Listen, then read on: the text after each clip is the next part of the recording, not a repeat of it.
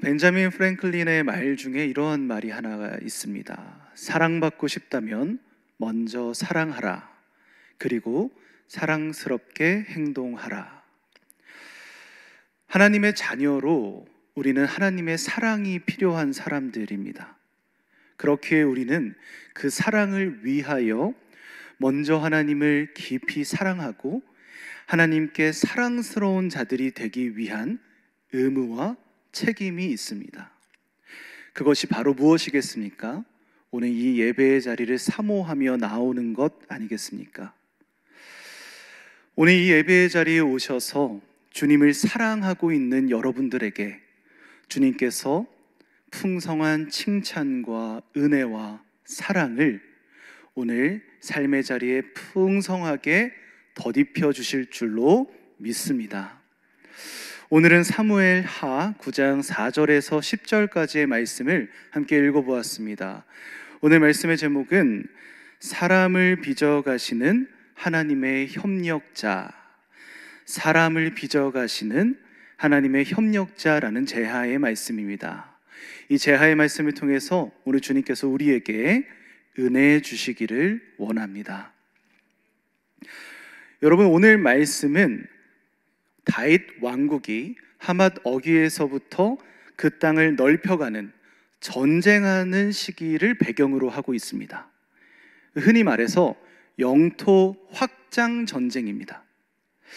우리가 다 읽진 않았지만 이 영토 확장 전쟁 이야기는 8장에서 12장까지 걸쳐 쭉 길게 장대하게 나오는 내용인데요, 더 정확하게 이야기하자면 8장부터 12장 중에 8장, 10장, 12장이 그 전쟁 이야기에 해당이 됩니다.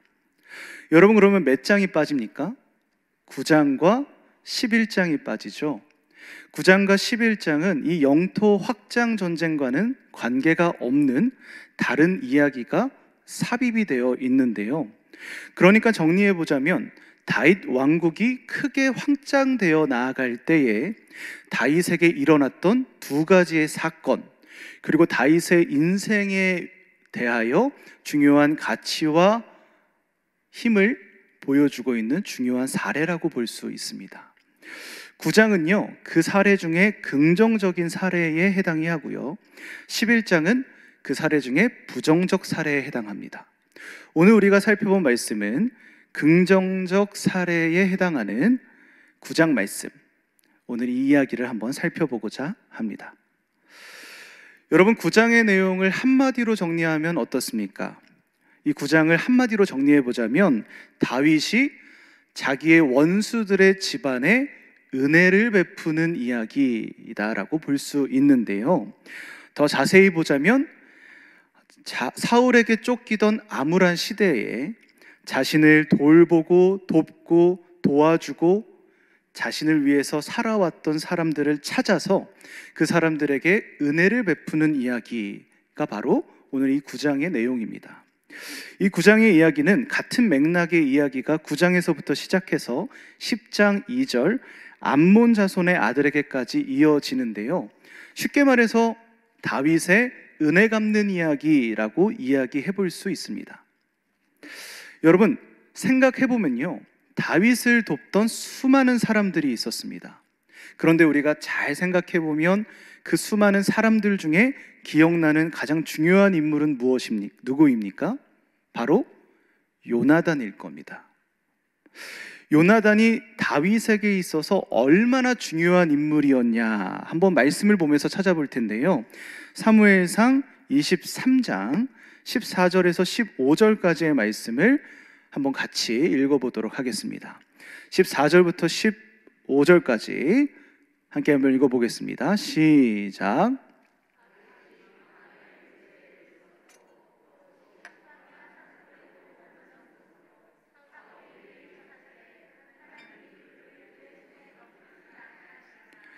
다윗이 사울이 자기의 생명을 빼앗으려고 나온 것을 보았으므로 그가 십광야 수풀에 있었더니, 지금 14절 그리고 15절이 완벽하게 구분이 되어 있다는 것을 알 수 있습니다.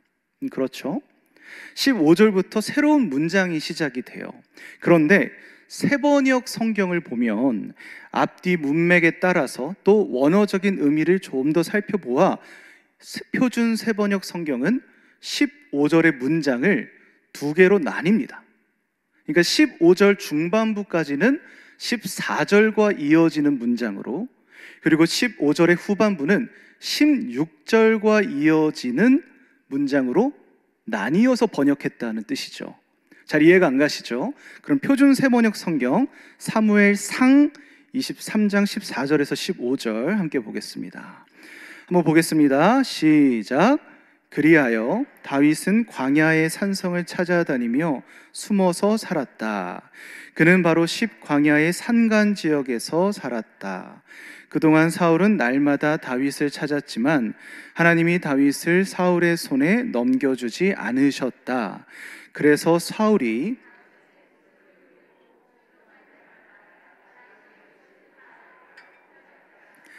다윗이 십 광야의 호레스에 있을 때에, 이렇게 우리가 표준 세번역 성경으로 보면 15절의 의미가 완전히 바뀌는 것을 살펴볼 수 있죠. 아까 말했듯이 15절의 중반부까지가 14절과 이어져서 나옵니다. 그 내용을 보면서 다시 한번 보시면 다윗이 광야에 숨어 있을 때에 사울은 왕의 정보력을 가지고 다윗이 숨어 있는 은신처를 매번 찾아냅니다. 그리고 사울은 그 다윗을 잡기 위하여 병력을 출동시키죠. 그런데 15절의 내용을 보면 어떻습니까? 다윗이 매번 그 사울 왕의 병력을 미리 알고 피해서 옮겨 다닙니다. 여러분 한번 생각을 한번 해보십시오. 다윗이 어떻게 사울의 병력이 출동한 사실과 그때와 타이밍을 어떻게 알 수 있었겠습니까?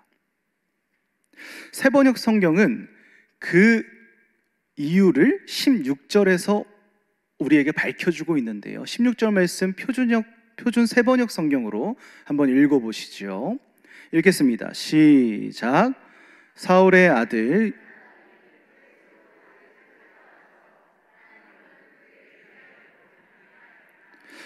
여러분 성경을 보시면 성경은 카메라를 16절에 이어서 나오는 요나단에게로 돌립니다.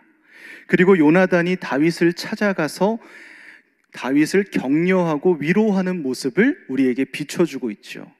즉 여러분 이것이 무엇을 의미하겠습니까? 성경은요 암묵적으로 다윗에게 사울 왕의 병력 출동하는 정보를 알려준 사람이 바로 요나단이라는 것을 우리에게 보여주고 있는 겁니다. 사울 왕의 병력이 출동한 사실과 그 때를 알려줘서 피하게 한 것은 요나단이라는 것이죠. 요나단은 사울의 지근거리에 있으면서 사울의 움직임을 알고 다윗에게 미리 알려주었습니다. 그렇기 때문에 사울은 다윗을 매번 놓칠 수밖에 없었지요. 여러분 요나단이 이렇게 할 수밖에 없었던 이유, 이렇게까지 행동했던 이유가 무엇이겠습니까? 성경은 그것을 요나단이 다윗을 형제로서 아끼고 사랑했기 때문이라고 밝히고 있는데요. 이후 여러분 요나단이 전사한 후에 다윗은 요나단을 그리워하며 조가를 부릅니다. 사무엘하 1장 17절 이하에 그 조가의 내용이 등장을 하는데요. 26절을 보면 이 조가의 내용이 이렇습니다. 한번 보시죠. 읽겠습니다. 시작. 내 형 요나단이여 내가 그대를 애통함은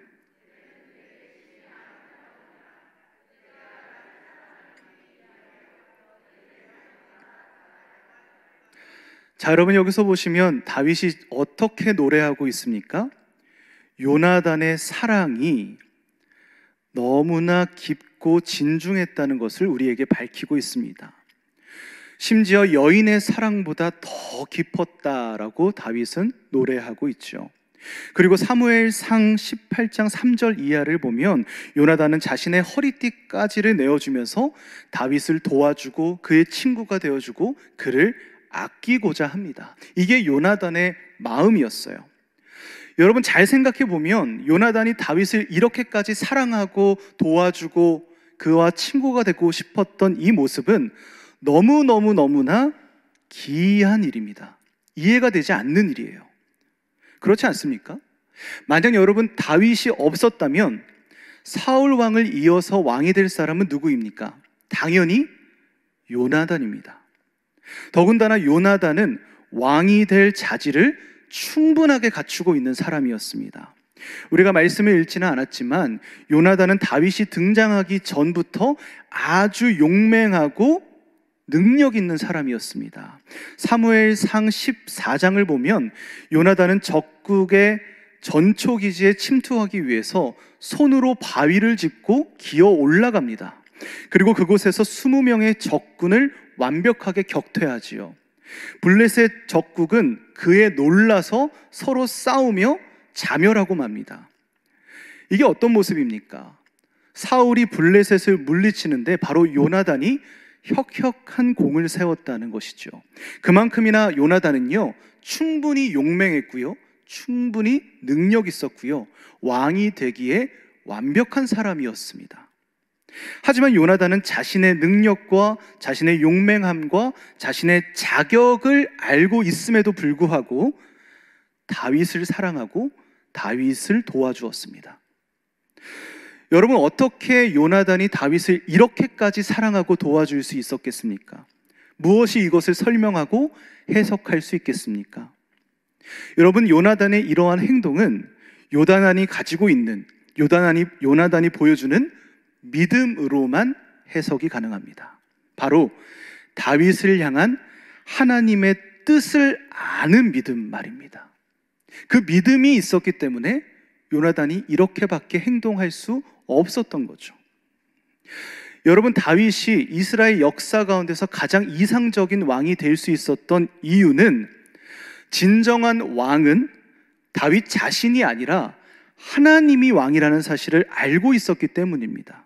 또한 왕을 세우는 것은 하나님이시며 왕은 그저 하나님의 왕되심을 실현하고 드러내는 역할이다라는 것을 다윗은 분명히 알고 있었기 때문에 다윗은 가장 이상적인 왕이었어요.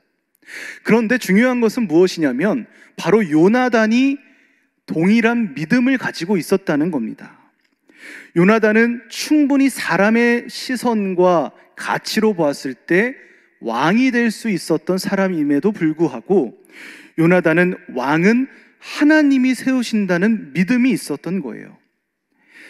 다윗을 향한 하나님의 뜻과 계획, 그것을 믿었기 때문에 오늘 요나단은 다윗을 공격하지 않고 오히려 사랑하며 도와줬습니다.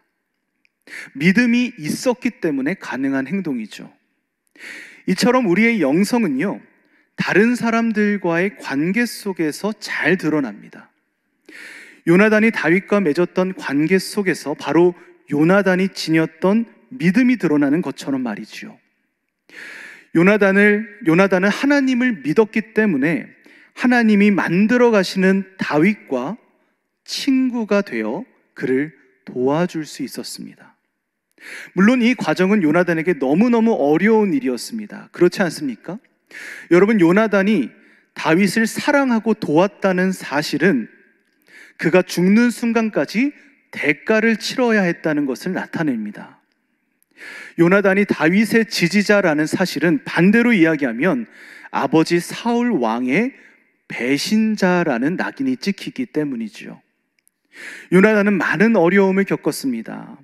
사무엘상 20장 33절을 한번 같이 읽어보시죠. 함께 읽겠습니다. 시작. 사울이 요나단에게 단창을 던져 죽이려 한지라.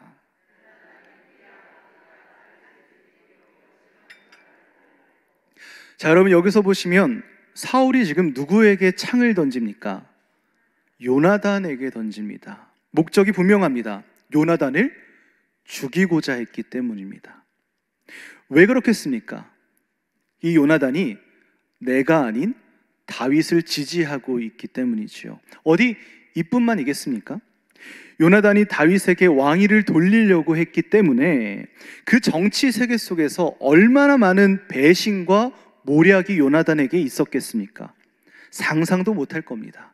하지만 여러분, 요나단은 다윗을 끝까지 사랑했습니다. 끝까지 도와줬고요, 끝까지 지지했습니다. 왜냐하면 요나단은 끝까지 자신의 믿음을 지켰기 때문이죠. 하나님을 믿었고요, 다윗을 향한 하나님의 뜻을 믿었기 때문입니다. 요나단에게는 믿음이 있었어요. 그렇기에 즉 요나단은 지금 이 시간 하나님의 협력자가 되었습니다. 하나님이 다윗을 왕으로 빚어가시는데 필요한 그 일의 협력자로 지금 요나단이 사용되고 있는 것이지요. 요나단은 하나님의 협력자였습니다.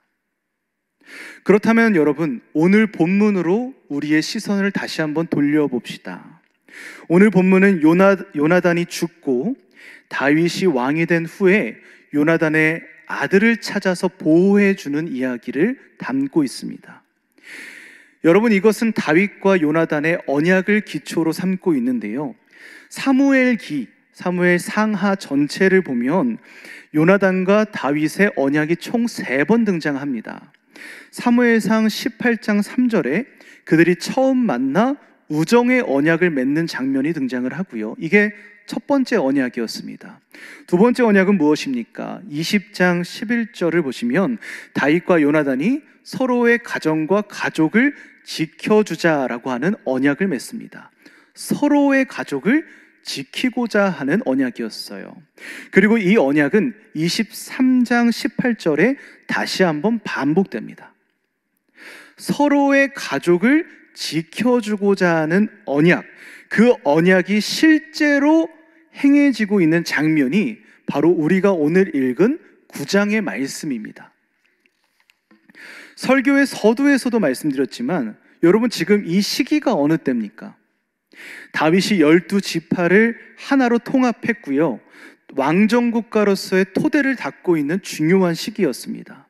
또한 블레셋을 포함한 많은 국가들의 위협에서부터 벗어났고요, 다윗 왕국이 사방으로 영토와 힘을 확장시키고 있는 때였습니다.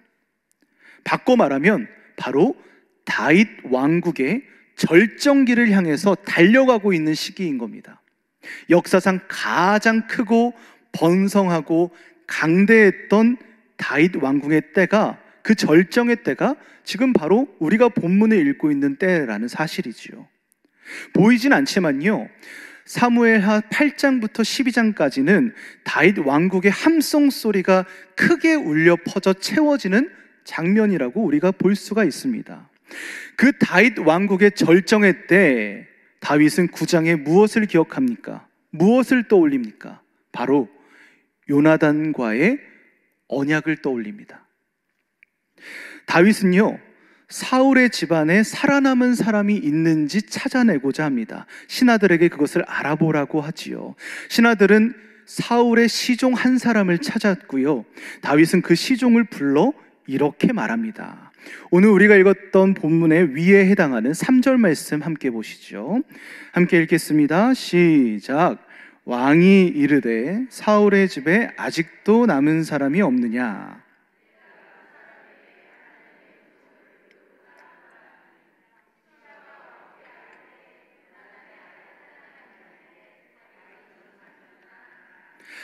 자, 여러분 보시면 사울의 시종이 다윗 왕 앞에서 요나단의 아들이 한 사람 있다라고 이야기합니다. 그 사람이 누구입니까?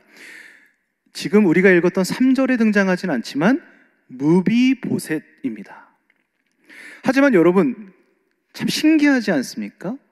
이 시종은요, 그 무비보셋의 이름을 말하지 않습니다. 오히려 그 이름을 말하지 않고 그가 다리를 저는 중증 장애인이라는 사실만 밝힙니다. 이상하죠? 왜 시종이 이렇게 대답했겠습니까? 아마도 이 시종은요, 두려웠을 겁니다. 무엇이 두려웠을까요? 사울의 가문에 살아남은 자가 있다는 사실은 그 사실만으로 반란의 소지가 되기 때문입니다. 사울의 왕가라는 정통성을 지닌 사람이기 때문이죠. 여러분, 많은 국가들의 역사들을 한번 살펴보십시오. 그 역사들을 보면 반란은 늘 일어났습니다. 하지만 아무나 반란을 일으킬 수 있는 건 아니었습니다. 명분과 정통성이 필요했어요. 만약 다윗 왕궁에서도 반란이 일어나게 된다면 무비보셋의 의지와는 상관없이 그 반란의 세력들이 명분과 정통성이 필요하기 때문에 그 무비보셋이 지니고 있는 정통성을 찾아 무비보셋을 세웠을 겁니다. 즉 여러분, 이 무비보셋은요, 다윗 왕국의 입장에서 보면, 다윗 왕의 생각으로 보면 제거의 대상이었습니다. 없애야 할 대상이었고 죽여야 할 대상이었습니다. 당연한 이야기죠. 그래서 종은요, 일부러 이렇게 이야기하는 겁니다. 왕이여, 이 아들은 당신에게 위협이 될 사람이 아닙니다. 그냥 장애를 가지고 있는, 잘 걷지도 못하는 다리를 저는 중증 장애인입니다. 왕, 이 아들을 살려주세요라는 말을 돌려서 하고 있는 거예요. 다윗은요, 그 시종의 말을 듣고 그 아들을 초대합니다. 무비보셋을 왕궁으로 초대해요. 다윗은 다윗 왕궁의 절정기를 달려가고 있는 이 순간 친구의 아들을 불러 그를 기억하고 식사를 하고자 합니다. 다윗은 자신 앞에 엎드린 무비보셋을 보면서 이렇게 이야기하죠. 6절의 말씀 우리 다시 한번 읽어보도록 하겠습니다. 함께 한번 읽어보겠습니다. 시작.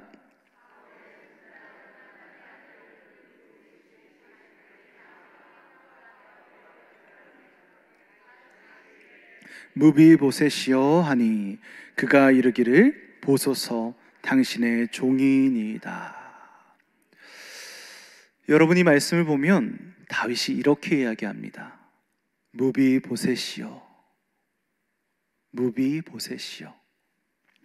여러분이 짧은 한마디의 본문에서 다윗의 감정이 느껴지십니까? 다윗은 아마 무비보셋을 보면서 요나단과의 시간을 떠올렸겠지요.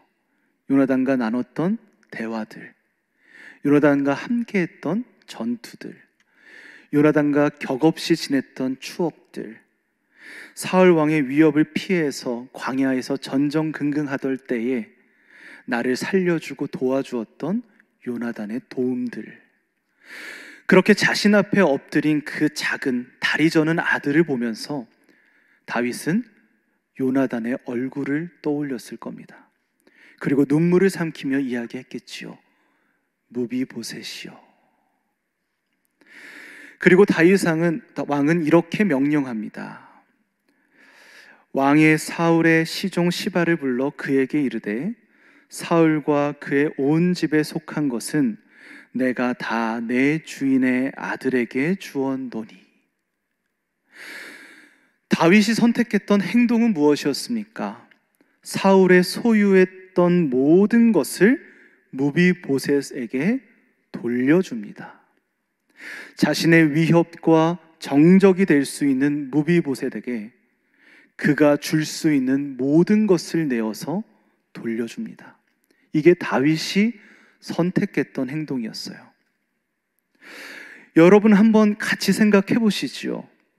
다윗이 어떻게 이런 행동을 선택할 수 있었겠습니까? 이게 그냥 요나단과의 우정 때문이었을까요? 그렇지는 않았을 겁니다. 그와 했던 언약 때문이었을까요? 그것도 아닐 겁니다. 그렇다면 다윗이 무비보셋에게 이렇게까지 행동할 수 있는 지금 이 다윗의 선택은 무엇으로 해석할 수 있겠습니까? 동일합니다.